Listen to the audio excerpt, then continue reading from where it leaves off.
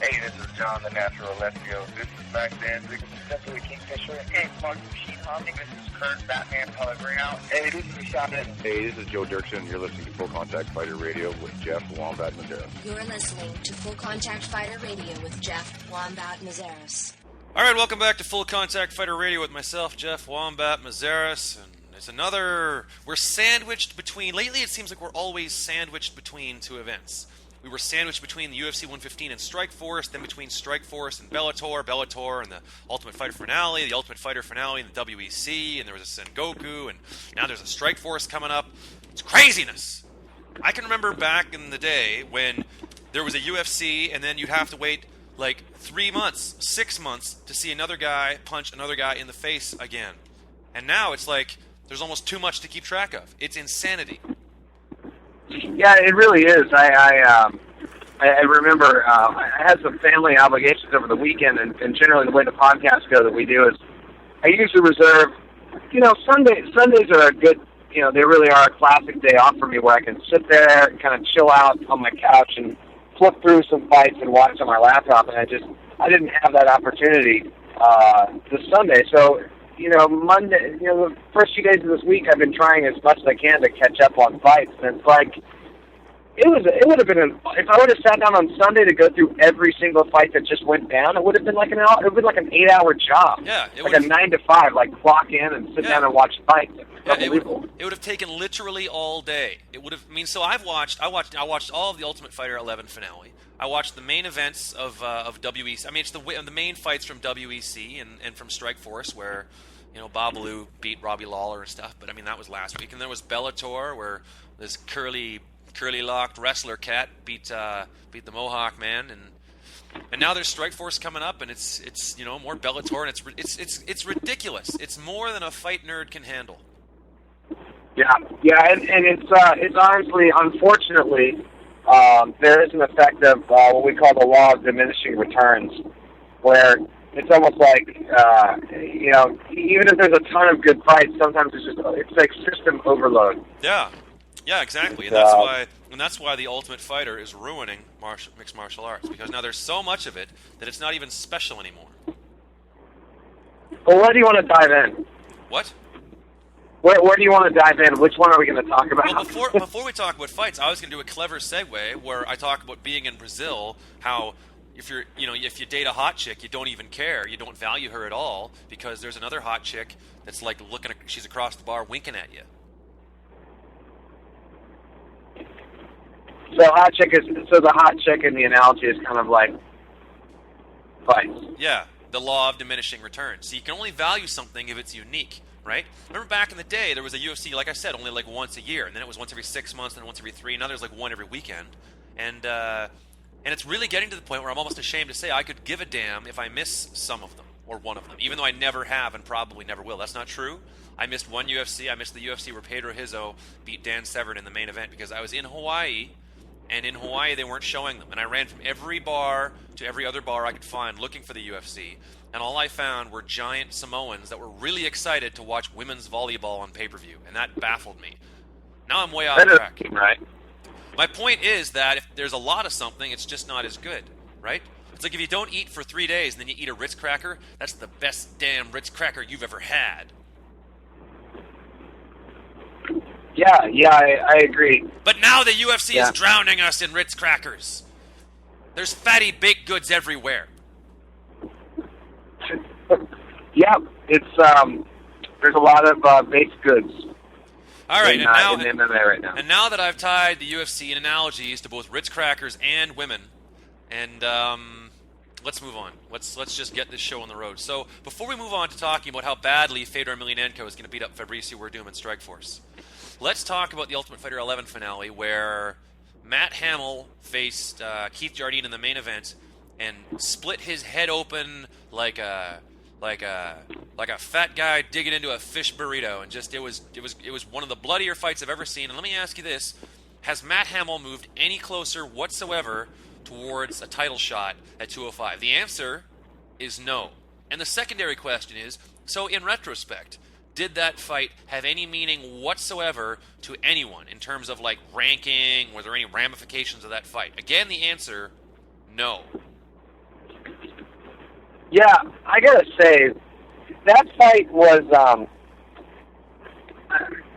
man, I think I say this every single podcast. I mean, as a guy who's a striking dork and a guy who appreciates really cool jiu-jitsu, though I don't do it myself, I like to watch mixed martial arts on a different level than the average guy that just walks into a bar. I actually like to be inspired by guys who have great skill, great technique, are doing things that are amazing. Wow, that was really cool. And watching a fight like Keith Jardine with that herky-jerky crazy style, and Matt Hamill, who's basically just a wrestler that's super athletic, that trains very hard and has a really great backstory. Watching two guys like that go at it, I literally cringed the entire fight. I mean, sure, they took it to each other, they beat on each other, but man, it's just so ugly. Yeah, it was. I mean, just from a, yeah, you get a it's guy an like ugly fight. There's nothing else I can say about it but that. Yeah. Jardine doesn't look like he knows how to box. I mean, he does. He beat Chuck Liddell and stuff, but just looking at it, I mean, it looks like a preschooler that's just going ballistic, right? And Hamill, it's like an angry ape lunging at you. I mean, every punch he throws, it's like a guy throwing a can of soup at a homeless dude. And every punch he throws is like in slow motion. It's like his arms are logs and he's just winging logs at you. Yeah, it's like an ape throwing coconuts, or I don't even know what. It's like he's just sort of he's running forward, just throwing his heart, and I'm not a striker. I put on pajamas, I roll around, I try and choke people. That's kind of what I do. But even I could recognize I was looking at it and I was thinking, my God, I wonder what James is thinking of this right now. And all I could think of was that you were like inducing vomiting into a toilet somewhere. Yeah, I was kind of I was a little green in the face, and I was pausing the fight every now and then and kicking up another window on my laptop to I was watching Andy Sauer fight Masato in K1 just to kind of cleanse myself. Yeah. So I'd watch 30 seconds of the Masato Sauer fight and be like, I feel a lot better. Okay, let's get back to round two. Yeah, but I mean, like you said, more to the ramifications of that fight. You're right. There really aren't any. No. I mean, Jardine is just Jardine. Ever since I think the highlight of the Jardine career was definitely the two highlights are when he knocked out Forrest Griffin. Again, though, that was early in Forrest's career, so there's that. But also, when he beat Chuck Liddell. I mean, those are really the moments for Keith Jardine. But do I see Keith Jardine going back to Yoda's camp? Yoda being Greg Jackson, finding new inspiration and turning around and coming back and holding the belt in the next 2 years? No, I really don't. I don't. I feel like we've seen the cap for Keith Jardine. I don't see much more from him. And Matt Hamill.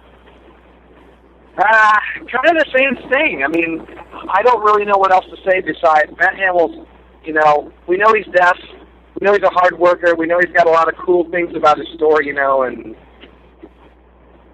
that seems to be the extent of Matt Hamill. Well, there's also, I think someone online found his picture on some kind of swingers website where him and his wife were looking for a third wheel, if you know what I mean. That's just all, rumors and allegations, but I heard through the grapevine that his picture was up. Maybe somebody just stole it off his UFC profile and whatever, but anyway, I don't even want to talk about that. That's probably just not even true. Anyway, so, but my thing about Keith Jardine is this. He's capable on any given day of beating literally anybody. But on that same day, literally anybody is just as capable of beating Keith Jardine. Yeah. And that recipe right there will not get you a belt. See, let me ask you this. Let's say on Monday you beat up Superman. On Monday you walk up to Superman and you punch him in the jaw and you KO him hard. And then on Tuesday you are beaten up by Gary Coleman. Okay, I know the guy's dead, but whatever. Gary Coleman beats you up on Tuesday. Then on Wednesday, I just poured a little water out for Gary Coleman when you said that. Great. Like 40. And then on so Monday you kick Superman's ass. Tuesday Gary Coleman whoops you bad. Wednesday you beat up, let's say, Martian Manhunter, who's the second most powerful superhero I can think of from the DC genre. And then on Thursday you get beat up by I don't know. Pee Wee Herman. Nah, see, I don't know. Pee Wee. Yeah, okay, fine. Pee Wee Herman or whoever, right? And then on Friday you beat up Hawkman, who was also from the DC genre and had the wings of a hawk, and also for some reason has a mace. And why do you wear a mask? And let me ask you this, Hawkman. Why do you wear a mask when you have enormous wings? You're obviously Hawkman. Can you hide your wings? No. Well, then why do you wear... Do you ever take... Hawkman never takes his mask off. What's the point in wearing a mask if you never take it off? Yeah, that's a good point. You know? Maybe it's not a mask. Maybe it's part of his skull structure. I don't think it is. It must be awfully hard for Hawkman to fly while carrying a mace. That's got to throw off his center of gravity, his weight distribution. When you're flying, it's, What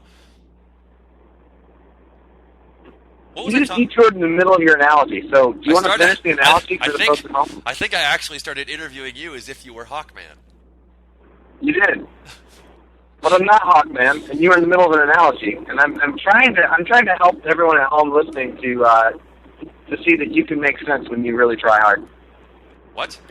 Anyway, my point is, if you're a 50-50 fighter, you will never wear the belt. Ever. And Jardine is a 50-50. And I agree. And Jardine is a 50-50 fighter. I want to say something else about Keith Jardine real quick. What's that? I've read it a lot. Every time Keith Jardine comes up in a fight, Joe Rogan, Mike Goldberg, and honestly, in all the lead-up interviews, everyone talks about Keith Jardine as his greatest asset is his unorthodox style. Now, I've seen unorthodox striking, and I've seen unorthodox striking that works, but Keith Jardine, to me, just has purely bad striking. And I don't know, I guess what I'm saying is that, if you obsess and work on your striking and throwing a correct hook and slipping and bobbing and weaving and circling out and pivoting and everything you do to be a good striker, and if you really are employed as a fighter where you literally train every day to be a good fighter, I'm amazed that after, it's been 5+ years since he was on The Ultimate Fighter as a complete amateur novice just getting into the sport. In 5 years, he still kind of throws his techniques in the same way. And I feel like at some point, you just want to say, that's bad. You know what I mean? It's like, unorthodox, yes, but also bad. Because, for example, if he threw his leg kicks and rolled his hip properly and stood in the right position and planted a little bit differently, more correctly, his leg kicks would be even more devastating. I feel like the only thing that Keith Jardine really has going for him is that he has a head made of cement and he's a tough guy. He's tough as nails. He's probably tougher than 99.999% of the people on this planet. And I can never take that away from him. And he's also a great athlete. He's got good endurance and good strength and all that. But I don't know. I feel like at some point, they flatter his unorthodoxness to the point where it's like, yeah, but no, it's just sucky. Yeah, well... And I feel like maybe I'm the first guy that ever said that, but I don't know. After watching the Hamill fight, I'm starting to get tired of hearing people say the exact same thing about Keith Jardine every time. Mm-hmm. Yeah, I don't know. I mean, I have two things to say. One, Keith Jardine has the creepiest stare down, I think, of anybody in mixed martial arts. Like the what? The creepiest stare down. I mean, when he stares across the octagon, he's chewing on his mouthpiece and staring across the octagon, with the chilling stare of a very aggressive pedophile. Just a very I knew you were going to say pedophile because I've actually thought the same thing myself, but go ahead. Whatever. He's got this very chilling, I'm going to hurt you sexually sort of thing going on. Yeah, it's not about punching you in the face. It's about something coming that's definitely sexual in nature and definitely something you wouldn't want to happen to you. Anyway, now that I've said that, here's the bigger question. Why we've decided this fight has no bearing on the grand scheme of things. So why are we talking about it still? Because Keith Jardine's striking annoys me, but we can keep moving. Yeah, but he got swatted around the octagon by Matt Hamill, and his face at the end of it looked like someone had put a lot of salsa on his face, or someone put a lot of Tabasco sauce on him. It was red, a lot of red. I think it was blood, but I don't. Whatever. Do you want to? And here's a bigger question: should we even talk about Court McGee versus Chris McRae? As big as a deal it was, fine. You win the Ultimate Fighter season 95 or whatever the season is. Okay, it was the 11th season. But now Court McGee is going to join the law. I mean, there's 11 guys before him that have won the title, The Ultimate Fighter. 11 guys. I'd be hard-pressed to rattle off. I probably couldn't even tell you who all 11 are. And, this is my problem with The Ultimate Fighter. It's not so much that there's so many seasons. It's that, I don't know. I feel like they're reaching. And this is the deal. You got Court McGee. You got Chris McRae. They train hard. They're good guys. I mean, let's not take anything away from them. That was their big moment to shine. It was on Spike TV, et cetera, et cetera, et cetera. And Court McGee came out on top. And he looked tough. But, both of those guys looked tough on a solidly B-team level MMA game. Well, that's just it. I mean, those guys. To rudely interrupt, Court McGee, this is the first Ultimate Fighter where both guys lost en route to the finals. Like Chris McRae lost to the smaller, chubbier wrestler, and Court McGee lost to Nick Ring, who fought him with a bum leg. Like Nick Ring's knee was jacked when he fought Court McGee. Yeah. Like jacked. He couldn't. That's why his shots looked like shit, because he couldn't bend his fucking leg. So he beat Court McGee without being able to bend his leg. Right?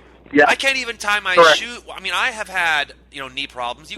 I can't even tie my shoes when my knee is jacked. And Nick Ring beat up Court McGee. So imagine how bad a beating that would have been had Nick Ring been 100% healthy. But then again, that was one of the thoughts I had watching The Ultimate Fighter. Was I would like to see Dana White give Nick Ring a chance to come back and fight some of the UFC, because for all intents and purposes, you watch him on that show, and he did seem to be the most skilled guy in the room. Oh yeah, absolutely. By far, he was the fighter that. The first season, The Ultimate Fighter, they screwed up. They put everybody in there that had shot of winning. They overloaded it with talent. And then after that, they realized, wait a second, we only have the capacity to maybe produce one, maybe 2 or 3 stars every season. The rest of the guys are just fodder. So let's just fill the house with tomato cans, except for 2 or 3 guys that are frickin' awesome, and we'll just see what happens, right? And this year, this last season, Nick Ring was definitely one of the guys chosen to win. And his leg got screwed up, and we would like to see him in the octagon, but he's off getting his knee fixed or whatever. And, who knows what the hell is going to happen. But this all echoes back to, Court McGee lost. He lost. Yeah. So. Well, look, this is really where The Ultimate Fighter starts to seem silly to me. Is they're 185ers, right? Uh-huh. Okay.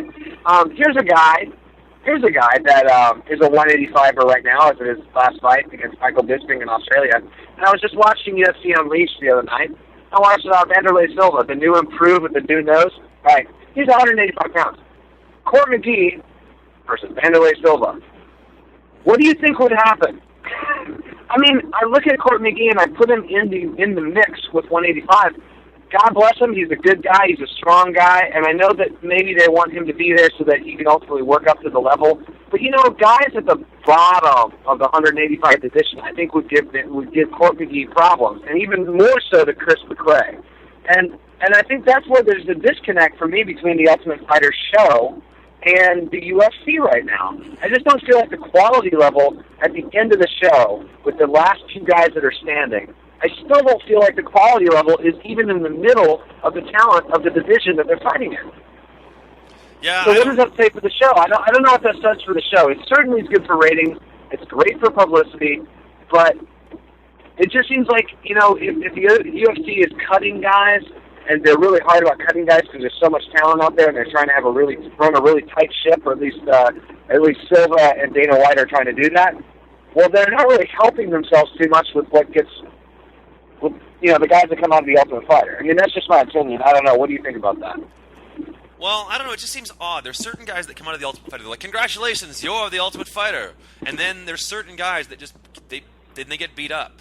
Then they fight Clay Guida, and Clay Guida kicks their ass. And it's like, oh, maybe you're not the Ultimate. By Ultimate, do you mean Ultimate, or do you mean like doesn't Ultimate mean the best ever? It seems ironic to tell a guy he's the Ultimate Fighter, and then he fights Clay Guida, who then kicks their ass. Yeah, and no disrespect to Clay Guida, but Clay Guida is he lost to Diego Sanchez, didn't he? I think he did. And Kenny, I mean, Clay Guida's a great fighter, but he's not he lost. So the way it works is the Ultimate Fighter guy, he fights Clay Guida and loses. And then Clay Guida, he lost to Diego Sanchez and Kenny Florian, both of whom lost to BJ Penn. Now, correct me if I'm wrong, but doesn't that mean that the Ultimate Fighter in that scenario is not the guy that wins the Ultimate Fighter, but is BJ Penn? And when they win the show, they should say to them, congratulations, you're officially the 4th most Ultimate Fighter, with Clay Guida being the 3rd most Ultimate, and Kenny Florian and Diego Sanchez tied for 2nd most Ultimate, and then BJ Penn is the Ultimate, or maybe even the most Ultimate Fighter. Because if you win the Ultimate Fighter to get into the show, they call you the Ultimate Fighter, but then you have to fight people that are more ultimate than you. So the question isn't whether you're the Ultimate Fighter, but how ultimate you are. Yeah, I'm following you. Yeah, and speaking of which, I mean, are there any other fights we want to talk about? I mean, on the UFC? Honestly, there were some fights that went down last week that I'd like to talk about, but that honestly, they weren't in the UFC. I mean, Chris Levin knocked out Aaron Simpson, and that's kind of cool. Whatever. I don't care about that. You know, Aaron Simpson got punched in the face and he ran across the octagon. Like, it was kind of like a movie. That was cool. So what do you want to talk about then? Which fights did you see that blew your little mind away? Mark the Machine Hominick and Yves Jablin. Yeah, you're not kidding. Wow. Yep. Oh, my God. That was, honestly, you know what? Here's the thing. I'm sure you feel the same way on the jiu-jitsu side of things. In the striking side of things, all of us that do boxing and Muay Thai, we watch MMA, and we kind of snicker and kind of like, but that's not really good. And I find myself being a bit of a striking dork when it comes to MMA. Uh-huh. And maybe sometimes I could go a little too far with that, but I'll tell you right now, that was a K1 level striking fight. That was incredible. I'm talking from a few angles. Yves Jablin's volume was insane. I mean, I've never seen striking volume like that in an MMA fight. That was off the charts. He landed spinning elbows. He landed the spinning back kick. And then the conclusion of the fight was insane. Yeah. Yeah, Hominick had ran against the fence and was cracking back up and hit him with the cross. Yep. Man. And then Hominick swept him, finished him. Yeah, it was great. It was really, really good.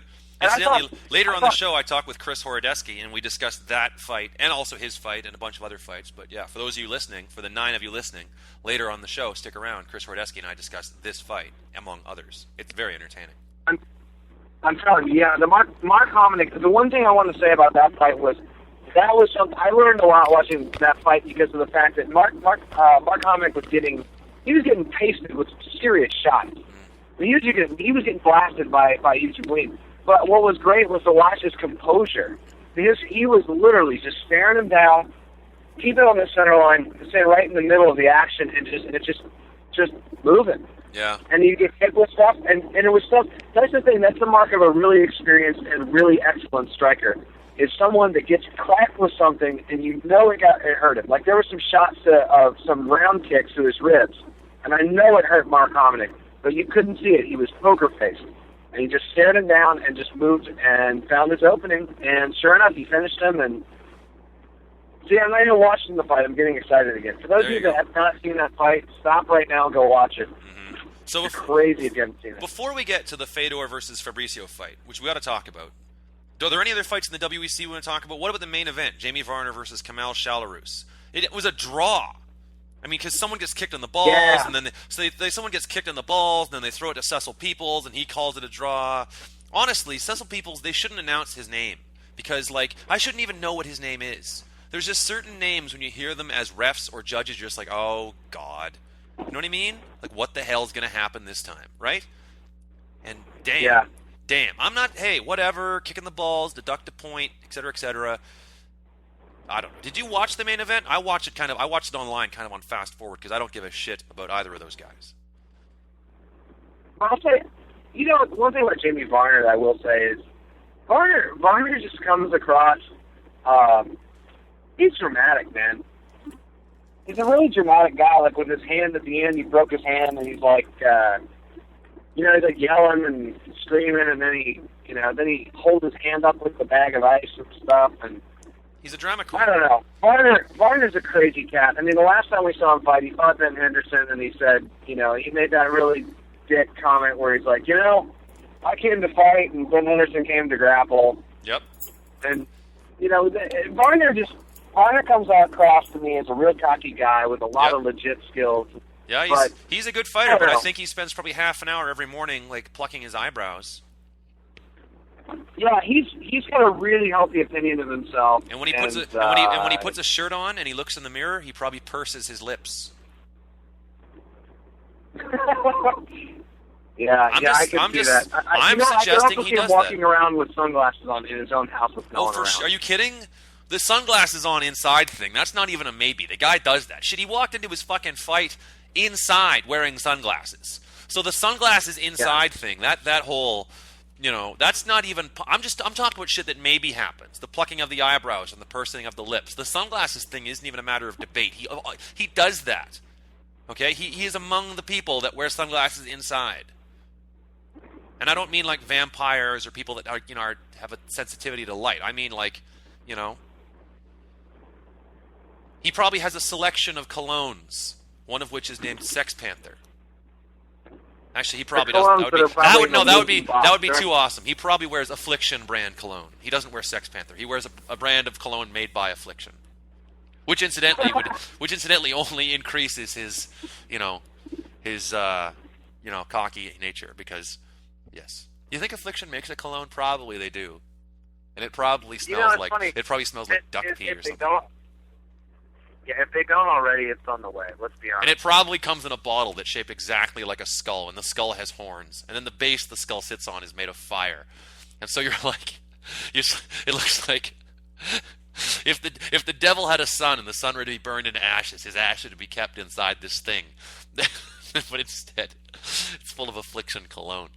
That I think it'd be and then cool, it's really like expensive. It's like $90 for a bottle. I guess that's not really that expensive, but it's like $90 for a bottle. It's expensive enough that poor people consider it expensive, but rich people consider it shit anyway. So the poor people buy it. To them, it's like really. I'm not done. The poor people buy it. To them, it's expensive, and because it's expensive, they think it's going to be great, and they put it on, and it smells bad, but they don't want to admit that it smells bad because they've spent a lot, $90. On their Affliction cologne, which comes in like a pewter goblet that is like flames, skull, a little thing on top. Yeah, and then it's too big to fit in, like, when you open your mirror thing and there's a medicine cabinet, it's too big to fit in there. So you have to keep it on your counter. It's too big to fit in there, so you have to keep it on your counter by the sink. And then when people come over, it has to be on display at all times. And then when people come over and they see it, you're secretly embarrassed. Yeah, and this is my contribution. It's like, the little spray top to a cologne thing. When you hit the spray button, they've done something where it glows, like it lights up, like it looks like it's on fire. No, Every time you hit the button. No, it doesn't glow. It breaks. You spent $90 on it, and then when you try to spray it, the top like snaps a little bit to the side. You're like, fuck. They spent all the time on the design, and then when you try to actually spray the cologne, the top nozzle bit snaps off. You're like, fuck. Yeah, I think they should just do it, and it would be really great if they engineered it to smell exactly like Randy Couture after he trained. No, he can't. They wouldn't do that. It'll be made of capture that in the bottle. They'll make it exclusively out of cat sweat, out of a bunch of sweaty. They'll have a bunch of sweaty cats on treadmills, and the cats don't even sweat. It doesn't matter. What the hell are we talking about? Anyway, whatever. Jimmy Varner, Jamil Kalsh. Let's move on. Let's move on and just talk about Fedor. We've been teasing our 3 fans with this for the last God knows how long. So nobody in the world thinks Fabricio Werdum stands a chance against Fedor. And I just watched some footage of Fedor hitting a focus mitt as part of the open media workouts. And I think Fedor is going to knock the shit out of Fabricio Werdum. Knock the shit out of him. And I mean, I realized that Brett Rogers made Fedor look really bad before he got knocked out. He made Fedor look bad. He took Fedor down. Fedor was bleeding. He was hurt. He was cut. But man, if you just watch Fedor throw a jab and you're like, holy shit! I mean, that would dent the bumper of a truck. You know what I mean? Fedor could, if a bulldozer was trundling slowly towards Fedor, he could hit it with a snappy jab, and it would probably knock it back over the horizon. Like, damn! Seriously, you got to watch that. Go watch. Find.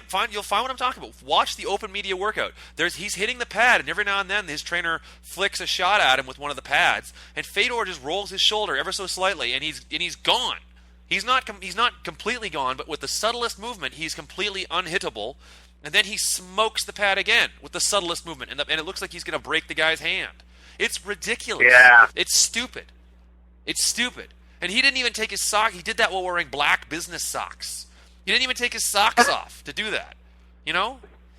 Like, damn. I mean, and Fabricio Werdum has never, in my opinion, been a quality striker. I can remember years ago when he fought Andrei Arlovsky inside the UFC, and it looked like a pimp assaulting a prostitute that owes him some money. You know what I mean? Like, Fabricio Werdum just chased Andrei Arlovsky around, open hand slapping him in the face. Like open hand, open fingers, pimp slapping him in the face. You know? Yeah, that was one of the worst fights. That was so boring. I don't ever want to see a fight where I can say, wow, he really slapped him in the beard. I don't like those words together. I don't want slap and beard in the same sentence. He really slapped him in the beard. No. That's not... And I'll tell you this.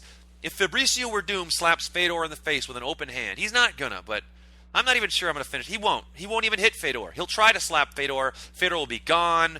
There'll be like a puff of smoke in like Nightcrawler X-Men style, you know? And then you'll be like, do you smell brimstone? And then he'll appear behind Fabricio and put his fist directly through Fabricio's head, knocking his two front teeth into the cup of Cecil Peoples that's sitting ringside, and then we'll score that round for Fabricio Werdum. Yeah, I have to say, I don't see Fabricio. This would honestly be the upset of the century if Fabricio beats Fedor. And it would be the end of Fedor. Frankly, it'd be the end of him. But, I don't see it going his way. I really don't. I don't think anybody out there sees it going his way. I was actually listening to an interview with Scott Coker the other day.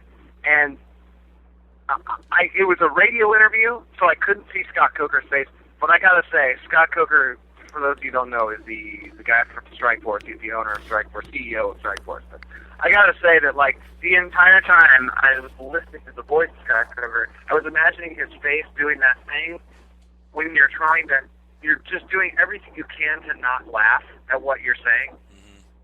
Like somebody comes out and shows you a just ridiculous shirt and says, "Hey, does this shirt look good on me?" And you're like, "Yeah, no, it looks great, man." And you just want to bust out laughing. Yeah, see, that's about the way it sounded when they were like, "So what do you think of Fabricio Werdum's chances?" You can still tell because there's going to be... he's got it. Yeah, they'll say short sentences with considerable pauses. They'll be like, Scott Coker, does Fabricio Werdum really stand a chance against Fedor? And then instead of being like, there are 7 reasons why Fabricio Werdum stands a chance against Fedor. The first reason, he won't give an essay. He'll just be like, oh yeah, Fabricio stands a chance. Like really short, and then he won't elaborate. You'll be like, well, in what way does Fabricio stand a chance? Well, you'd be like, well, he's very good on the ground. Yeah, exactly. If I hear one more, hey, anything can happen in MMA. Yeah, anything if I can hear happen. one more time about Fabricio Werdum, they'll sound a little flippant. You know what I mean? Like they'll sound flippant. It's like it's like someone that it sounds like they don't care, but it's really like they don't really want to expose their hand too much. You know what I mean? Yeah. Hey, man, when the cage door shuts, you never know. Hey, whatever. But, yeah. Okay. That's not really a compelling argument. Yeah. No. It's just stupid. I will say, honestly, at this point, why does everyone care so much about this guy anymore? Fedor? I am not a Fedor. Yeah, I'm getting to the point where if he beats Fabricio Werdum, I think we should all be going, and that's it. Who cares? I mean, yes, Fabricio's a tough guy at that level. Sure, he's a tough guy, but there's only Fedor, in my opinion, to gain my appreciation in terms of current appreciation. I'm not talking about what Fedor has done in the past. That's great. He's really been awesome. Sure. But at this point, there are questions to be answered. Uh-huh. And the questions are, number one, Alistair Overeem. Let's just start with his own promotion. Number two, Brock Lesnar. And, you know what? Let's just say those 2 questions. Those are my 2 questions of Fedor. Yeah. And once he blasts, when he beats the shit out of Brock Lesnar and Alistair Overeem, okay, you guys are right. Here's what's going to happen. All the Fedor fans, I will eat my left. Well, let me tell you what's going to happen. All right, so get your milk and cookies, get your orange slices, cuddle up, put on your PJs, sit on the bean chair, and shut the hell up because I'm about to tell you what's going down.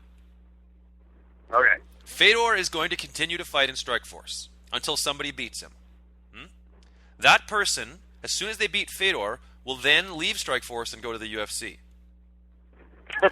Then the UFC will be like, he's the man who beat the man whose name we're not going to say.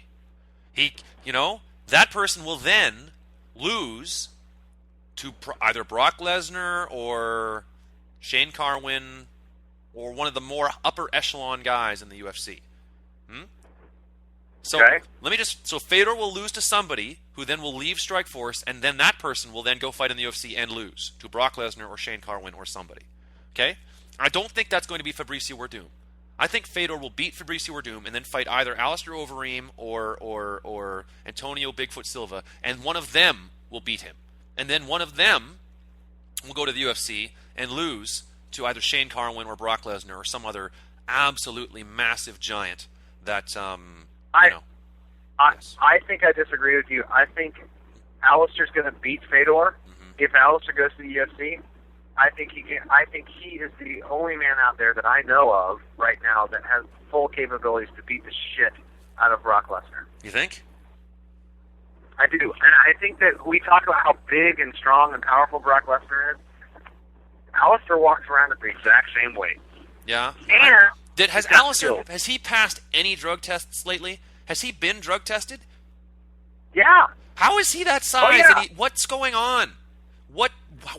He must be taking something that is totally under the radar or undetectable, or he's like, it's gamma radiation or something. Because that's not right. A guy can't You know what? He passed with the Brett Rogers thing, and they went back and told everyone, yep, he passed. That's how. What is going on? Like, is he eating human adrenal glands? Like, what is happening? He eats a lot. Well, maybe he just eats a lot, Jeff. Maybe he just eats a lot of food. That doesn't make you like that, okay? You don't get to look like that by eating a lot of food. That's just not possible. Your skull doesn't grow when you eat food, okay? Like, whatever. I don't care. It doesn't matter. Anyway, that's my prediction. We've all agreed that Fedor is going to beat the shit out of Fabricio Werdum. Right? This is going to be a really funny podcast next week if it goes the other way, but I don't. Whatever. It's not like it's MMA. Anything can happen. It's not like everybody and their dog is predicting Fedor is going to beat the shit out of Fabricio Werdum. Okay? And next week, if Fabricio through some miracle, beats Fedor, next week it'll just be like the time GSP lost to Matt Serra, or any of those crazy fucking things happened. The shit that nobody expected. All right? So I'm not going to let the X factor, the unknowable things, prevent me from saying what is 99.9% going to go down the pipe, right? And this time on Sunday, there's a good chance that Fedor will have a broken hand and a check for $2 million in his pocket, and Fabricio will be seeing a plastic surgeon for severe facial reconstruction, and will have a check for significantly less in his pocket. Let's move on. Scott Smith versus Kung Lee. The first time these guys fought, Scott Smith was getting kicked around the octagon, and then or pentagon, or whatever the hell Strikeforce uses, the zone, ring of combat, or whatever they call it. And Kung Lee took a shot in the jaw, and then that was it. This time around, I like Scott Smith. He's been on the show, hands of steel. I hope Scott Smith wins again, but damn, Kung Lee is skilled. You're the striker. What do you think? Well, I don't know. This is a tough one because we haven't seen Kung Lee in action in a long time. Seen him more in movies than anything else. Who knows? Who knows what Kung Lee's training has been like? If he's got ring rust. Correct me if I'm wrong, but we haven't seen Scott Smith in a while either, have we? I don't think so. I think his last fight might have been. Yeah, I'm not even sure. I haven't seen him in a while. What's his last fight, Kung Lee? It might have been, yeah. Here, let me just check. Yeah, so, if that is the case, then we've got two guys that have been out for a while, and they're both fighting each other, so that's, that in a way kind of negates that, the whole scenario of somebody having an advantage, if that is the case. But, I don't know. I kind of like, I like Kung Lee to win. I just get this hunch. His last fight was Kung Lee. I just get this hunch that Kung Lee's been, he's just been itching for this rematch, and I think I don't know, I get a sense, I think I could see the scenario where Kung Lee has learned from from the last fight and worked on his game. I don't know, but it's going to be fun. Those two guys, that last fight was great. It was really fun. I don't know. I'm actually pretty excited about that fight. I'll tell you Kung Lee this: is nice to watch. if Kung Lee loses to Scott Smith for a second time, if he makes, because in the first fight, and I'm no striker, but my guess was that he forgot to keep his hands up, and Scott Smith punched him in the face. If he allows that to happen again, I'm pretty sure Scott Coker will come into the octagon and smack him right in the face. Yeah. I mean, this is the thing with Scott Smith. I mean, he's just so durable. He's unbelievably durable, and I think that Kung Lee, when he went down in the last fight, it just looked like he was deflating, just losing. You know, his energy was going down, and Scott Smith was still hanging tough. And I don't think Kung Lee had experienced that before, and that was the story of that fight. But I don't know. That was definitely Scott Smith. I don't know what it is about that guy, but he seems to get himself into heroic fights. That's because he's a heroic fighter. Scott Smith moves forward. Yeah, I mean, like he moves forward. Thing where he goes forward. He hits people, and he gets hit, and that just makes for good fights. You know.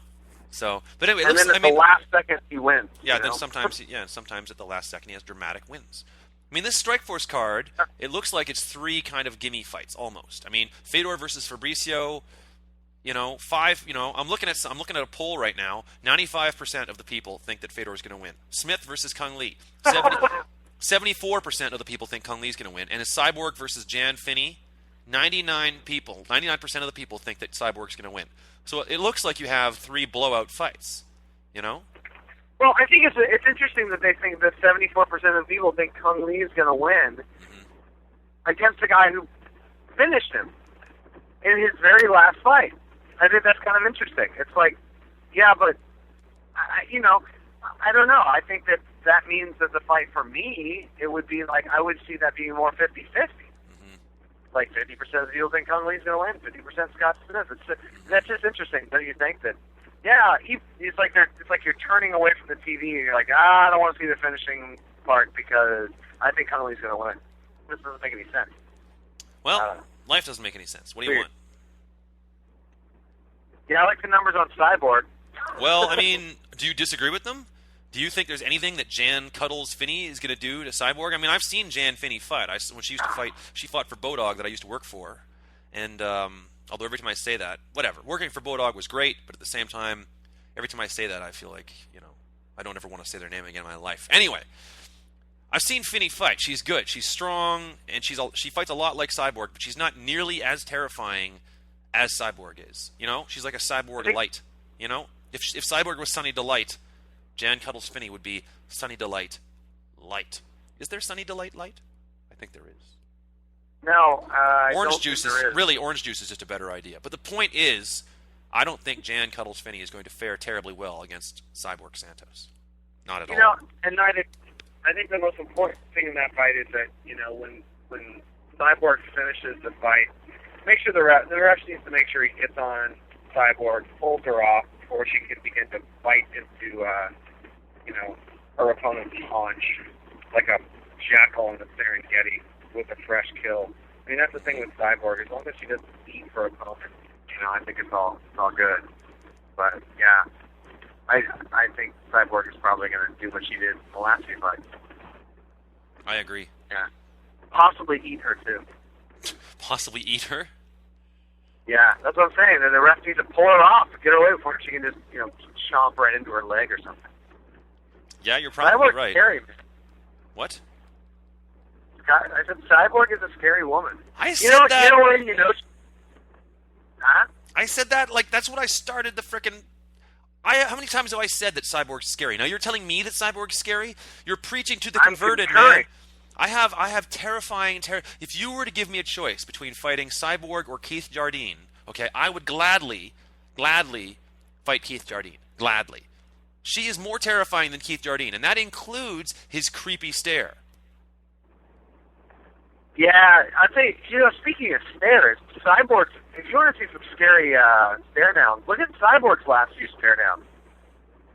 She's kind of like, she's got the Vanderlei Silva stare down for women. Yeah. It's no kidding. She's terrifying. She is terrifying, and what's amazing is she's married to another guy that has shit tattooed all over him. I mean, God, they got to win the award for scariest fucking couple ever. Yeah, for sure. You know what I mean? Like, if they have a child, it'll be pure fear. It'll come out of her lady part as like a gas that will drive everyone insane. It'll be like the gas that the Scarecrow used in like the first Batman movie starring Christian Bale. It was like the fear gas that makes everyone hallucinate. If they have a child, it will be fear gas. Yeah. Or the devil, or it'll be like Adam Sandler from Little Nicky. It'll be some kind of like devil creature, like whatever. I'll tell you this though, it'll have a 6-pack. The baby will be born with a 6-pack and tattoos, and the first thing it'll do is it'll shin kick the doctor in the nose. Yeah, and it'll be born with a naturally muscular, thick neck, like completely thick. Yeah, it'll come out of every other place but the neck and the abs. Yeah, it'll come out of her womb, and when the doctor slaps it, it'll put the doctor in like the tie clinch, and it'll like just knee him hard in the face, and then run out of the room like a scene from Alien. Yeah, straight to the nearest acai berry shake. I don't think they eat acai. I think they like if you were to ask me to guess Christian Cyborg Santos's average daily diet, I'm guessing that she eats tractor tires. Like, I'm talking like tires. Yeah, I could see that. I could also see, because they're married and stuff. I think in the you know how like in the wild when two predator cats are mating, they kind of fight and bite each other before they get down to mating. Yeah. I think that's probably what they do. I think they pound, they beat on each other, like they throw elbows at each other, and they roar at each other, and then like punch each other in the stomach before intercourse. Yeah, when they have sex, it probably looks a lot like the fight between Fedor Emelianenko and Heath Herring. Yeah. From back in the day where Fedor punched Heath Herring so much, like the skin on his skull came loose. It was like he was wearing, by the end of it, like he was wearing a bloody leather skull cap. Anyway, yeah. And that, young Cyborg Jr., is how you were conceived. Yeah, right. Yeah. Good God. All right, is there anything else we want to talk about? We talked about the UFC. We talked about Cyborg Santos. We talked about the WEC. There's a lot of Bellator shit going on. There's more to talk about than can be easily covered in a podcast. Real quick little interjection. Now that we're on the cyborg subject, her man knocked out Marius Zaranskas. Yeah, he did. In Bellator. Yeah. Not in Bellator. In Strikeforce. Yeah. And we haven't even talked about that. I mean, Cyborg knocked out that guy, and then like through some miracle, Renato Babalu beat Robbie Lawler. How the hell did that happen? And then apparently there was some mind-blowing KJ Noons fight that I haven't seen yet. Like I haven't even caught up on all the shit I have to see. It's crazy, and there's more shit on the way. It's stupid. Yeah, well, I was just going to say Zaranskas. We saw him as just an absolute dark horse that won the last Dream, or at least I think it was 2 dreams ago. And he comes over to the U.S. and he just gets, the shit kicked out of him. Well, there's a difference between beating... Yeah, the next fight, Yeah, okay, but I mean, there's a difference between beating guys like Jason High and Hayato Sakurai, and then coming into the UFC where guys like Jason High and Hayato Sakurai would be like at the bottom of their weight division. You know what I mean? Like the guys at the very top. The guys at the top in Japan are the guys kind of in the middle or at the bottom in the USA. That's just how it is. And that the only exception. I think that really illustrates it. I mean, look at Nick Diaz. He's just beating the shit out of people over there. And Nick Diaz was cut from the UFC. But that being said, if Nick Diaz did come back to the UFC, I'm sure he would do very well. But would he win the title? Fuck no. I don't know, man. There's been a lot of talk that he is in negotiations with the UFC to come back. I'm sure he is. And when he comes back, he'll get the shit beat out of him by somebody else at 170 or 185 or whatever the hell he fights at. You know? Do you think? What? I don't know that I agree with that. I think Nick is I think he's a tough SOB. I don't know. He is a tough SOB, but he armbarred Hayato Sakurai. Great, good for you. Yeah. But there's a difference between Hayato. I mean, look at the UFC 170-pound division. Do you think that if Nick Diaz fought John Fitch, who do you think would win? I got my money on Diaz. Okay, good. Well, if those two fight, we will bet $1. I'll bet my Canadian dollar against your American dollar, and we can see. That wasn't that good of an example. Give me somebody else. GSP. If Diaz fought GSP, who would win? Diaz? Honestly, that would be a hell of a fight. I'd like to see that. I think I got my money on. There's a lot of guys, man. Whatever. Yeah, but I mean, like, I see him. I don't know. I see Nick Diaz. I don't know. I see him doing very well in the UFC, and I'm looking forward to seeing him back. Yeah. Well. Yeah. Fine. Whatever. I hope that does happen. So do I. It's not confirmed rumor, but it is.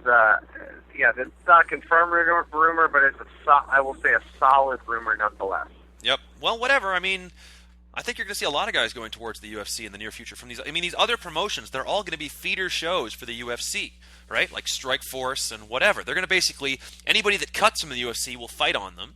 And then once they do well again, they'll go back to the UFC, right? That's just how it is. And that being said, the only thing that can screw that up is if your managers happen to be really, really selfish Russian mobsters that don't give a shit about your career and just want to line their own pockets with really bizarre co-promotions where they put the other person out of business. You know, I mean, like say Affliction, like say Bodog, like say Elite XC or whatever. You know, and now they're doing it to Strikeforce. So, and if you're not sure what I'm talking about Fedor. So we're not going to probably see Fedor in the UFC really? anytime. We're not going to see Fedor in the UFC anytime soon because the UFC just doesn't, and rightfully so, doesn't care to get involved with Russian mobsters. But that being said, anyone that beats the shit out of Fedor, and that will be either Alistair Overeem or, you know, Antonio Bigfoot Silva, they will probably end up in the UFC again, assuming that Antonio Bigfoot Silva, A, beats Fedor, and then B, can convince the douchebags that run the California State Athletic Commission that he doesn't use steroids and in fact just has gigantism, which is why his blood is coursing with far much, you know, testosterone, is more testosterone than a, you know, some kind of centaur, you know? Yeah. Anyway. Centaur. Good reference. What? Everyone knows what a... Fine. Centaurs were some of the coolest of the mythological characters. Let me ask you this. Okay, Sagittarius is a centaur, right? Sure. What the hell is Capricorn? Because it's not a goat. Because Ram is a goat, right? And that's Aries is the ram, right? Taurus is the bull. What the fuck is Capricorn? A fawn? A fawn? What? You mean like from Pan's Labyrinth, one of those creepy fucking things? Yeah, or like Chronicles of Narnia, like this. No, I think a Sagittarius is like not a Sagittarius. I think a Capricorn is like the top part is a goat and the bottom part is like a fish or some weird shit, and there also might be some lion in there or something. It's like some genetic manipulation stuff. Yeah, I don't know. Bigger question, how are we going to tie this back into talking about MMA? Because we got to wrap the show up talking about MMA, and now I've gotten it so completely off track. Can we even reel it back in to talk about mixed martial arts? Well, can I share a quick story about this all this stuff that we're talking about real quickly? So we're just brushing the whole Capricorn thing aside. The astrology thing, and there's one of my favorite comedians actually has a thing where he talks about when after he got done at a stand-up show, a lady came up to him and said, I know, they were talking at the bar, and she said, I know all about you, man. You're an Aries. He goes, because he told her when and he's like, all right, well, yeah, I'm an Aries. She goes, okay, so that must mean you're crazy competitive, you're into sports. Like, not really. Like, just names a bunch of things that he is. Every time she comes up dry, he's not any of that. And then she kind of wrinkles her nose and says, well, you're probably not even an Aries then. And he says, I was about to say that astrology is probably a crock of shit, but more likely, I don't even know my own birthday. That makes a lot of sense. What the hell are we talking about? I always like that. What are we talking about? Astrology.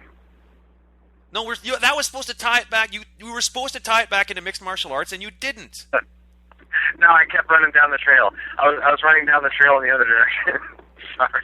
That's not what you're supposed to do. All right, this has gotten way off track. All right, everybody stick around. I'm sick of talking to you, James. Everybody else stick around. Chris Horodecki's coming up next. Next week we'll talk about Strikeforce and maybe do some predictions for the next UFC because I'm sure there's another one coming up in like a week where Carwin is fighting. There is one because Carwin's fighting Lesnar pretty soon. Oh, yeah. Oh, yeah. All right, good. I'm hanging up on you now. Full Contact Fighter Radio is produced, written, and recorded by Jeff Wombat Mazaris. If you would like to advertise or appear on Full Contact Fighter Radio, or if you have a comment about the show, email wombat@fcfighter.com. Music for this podcast has been provided by podsafeaudio.com. Contact Fighter Radio is sponsored by the Full Contact Fighter Pro Shop, your one-stop shopping destination for no-holds-barred fight videos and FCF gear, including hats, fight shorts, sweatpants, shirts, and more. Order and get a free issue of Full Contact Fighter, the #1 no-holds-barred and mixed martial arts publication in the world. Click FCF Shop at fcfighter.com. Okay, welcome back to Full Contact Fighter Radio with myself, Jeff Wombat Mazeris. We have the pleasure now of being joined by the Polish Hammer, Chris Horodecki. Now, Chris, you're coming off a win over Daniel Downs in WEC 49. True or false? True. True. Just got back into town, back home, last night, so Yeah. good to be back. Good to be back. I just watched the fight online, and that guy was a lot taller than you. Yeah, about 6 feet, so got to keep drawing these tall guys. Yeah. There just seemed to be kind of the vertically challenged. We keep drawing the tall guys. There seem to be certain guys out there that have the height, but they don't really know how to use it. Or maybe it's just other fighters take it away from them. Like when Kendall Grove first started, and this guy Derek Downs, like he was taller than you, which you would think would give him the reach advantage, but you just took that away from him. I mean, you outstruck him in pretty much every corner of the fight. Yeah, just give it to I've been doing, striking for a long time, and you learn to adapt to different heights and stuff. It's just basically that, I've been doing it for a while, man. Right. And also on a different note, he had kind of a dorky haircut. Yeah, well, he came in.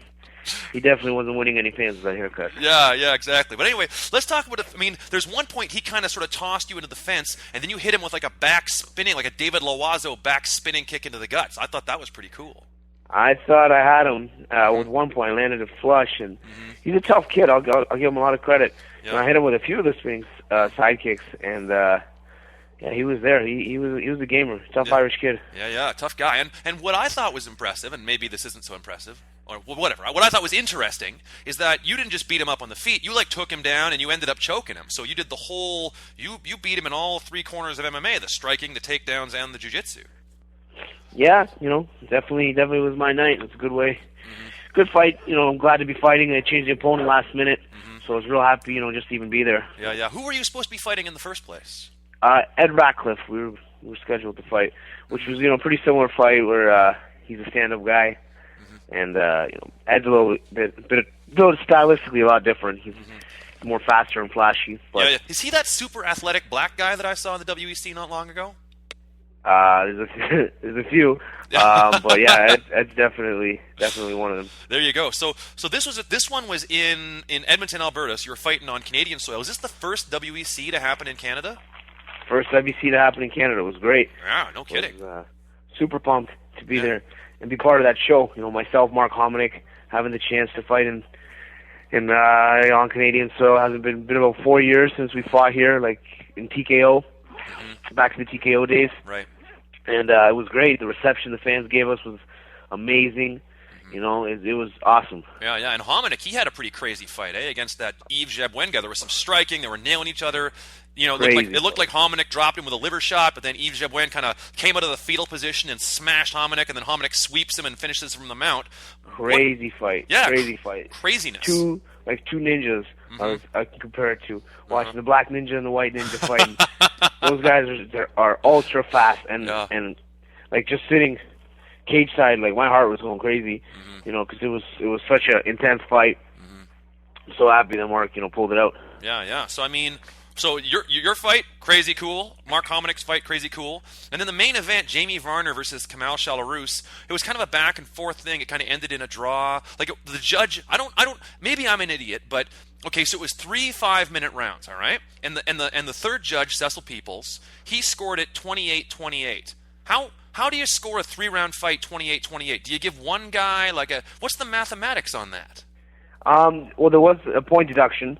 Oh, okay. Right? There was a point deduction. Kamal Shalarus got a point deducted, I think, in the first or second round from low kick. Oh, okay. Into the groin. Which would create that for the split decision. Well, that's for the draw. Yeah. But, it's kind of a bummer it ended in a draw. Yeah, main event. Guys work hard. It sucks to see that. It's MMA. It happens, right? Like people do get kicked kicked in the groin is unfortunate. Yeah. See, I have to admit, I watched the Jamie Varner Kamel Shalrus fight online as well, and I kind of, I sort of fast forward because I'm a jiu-jitsu guy, so I sort of fast forward through the parts till it gets to the parts that are interesting to me and stuff. So I didn't really see that there was a point deduction in the first round, but that would explain it. Yeah, there you go. Go. So what other fights happened at the WEC that you thought were particularly interesting, that ranked high on the Horodecki meter?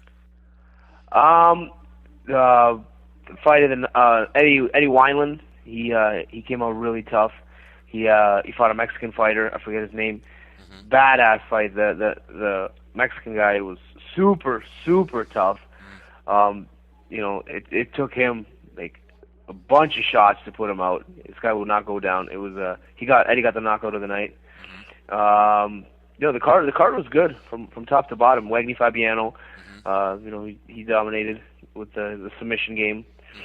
So really good card. Was real happy with the show they put on. And so where does the WEC just like a traveling road show now? Like I thought it was primarily kind of like a California whatever kind of thing, but now it's just going based out of Vegas. They do a lot of the shows at the Palms Casino, but they made their home in Sacramento too because of Uriah. But they're starting to expand their horizon now, and they're talking about going to Mexico this year, and coming back to Canada, which is awesome. Cool. There's a couple things that Zuffa is doing now, like WEC going on the road, and also the Ultimate Fighter. Apparently, I've heard they're doing an Ultimate Fighter up in Canada. Although I don't know if there's any truth to that. I don't know, but it would be great. We have so much talent here, and people just got to see it, man. Canada's got some of the best fighters, and Ontario is producing a lot of them. On another note, I want to ask you: did you watch the Ultimate Fighter finale the other night? Quickly, that was the day of the weigh-ins, so it was kind of busy, rehydrating and stuff. But I saw a few of the fights. My teammates John Gunderson and Brad Tavares both came out with the victories. So I didn't see their fights, but I heard they both dominated, winning every round, all of them. So real happy with that. So when you say teammates, what team are we talking about? Brad Tavares and Gunderson train at the Tap Out Gym in Las Vegas.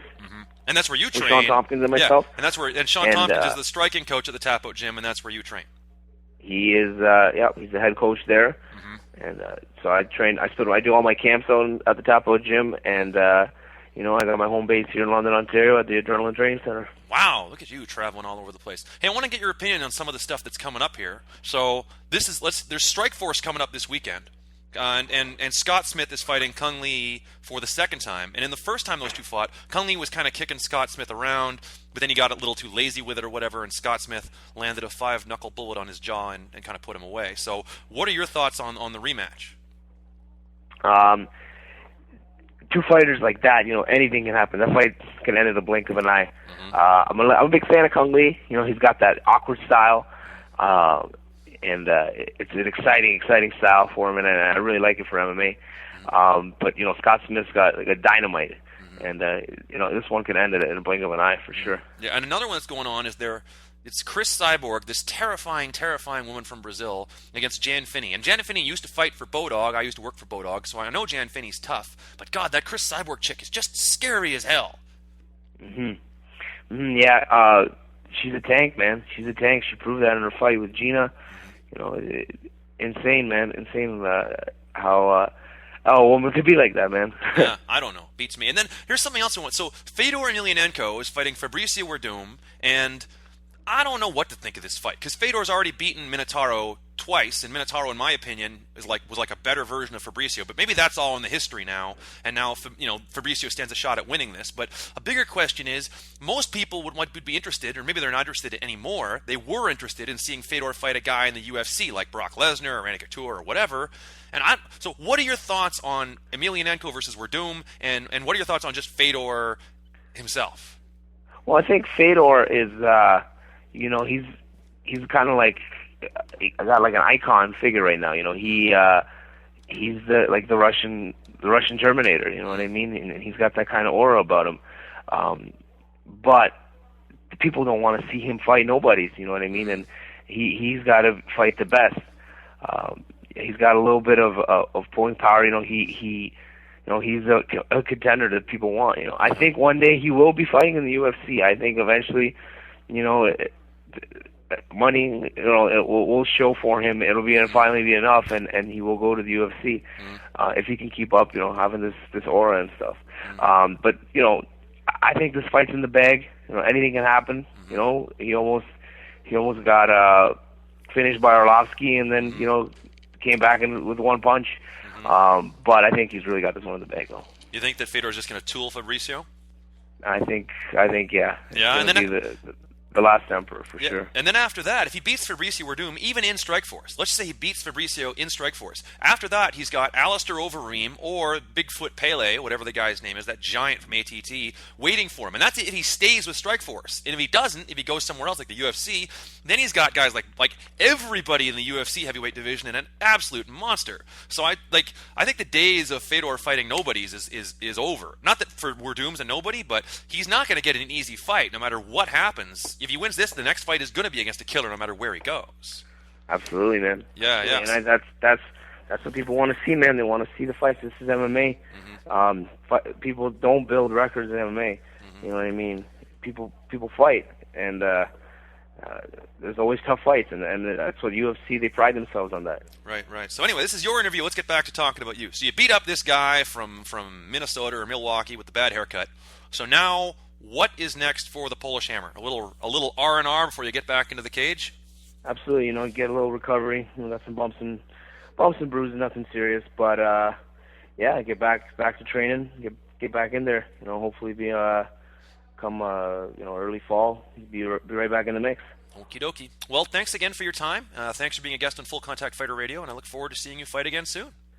Appreciate it, Jeff. Thanks for having me. Yeah. Bye-bye. Full Contact Fighter Radio is produced, written, and recorded by Jeff Wombat Mazeris. If you would like to advertise or appear on Full Contact Fighter Radio, or if you have a comment about the show, email wombat@fcfighter.com. Music for this podcast has been provided by podsafeaudio.com.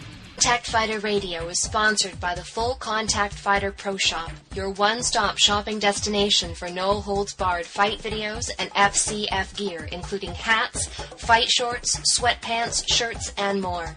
Order and get a free issue of Full Contact Fighter, the #1 no-holds-barred and mixed martial arts publication in the world. Click FCF Shop at fcfighter.com.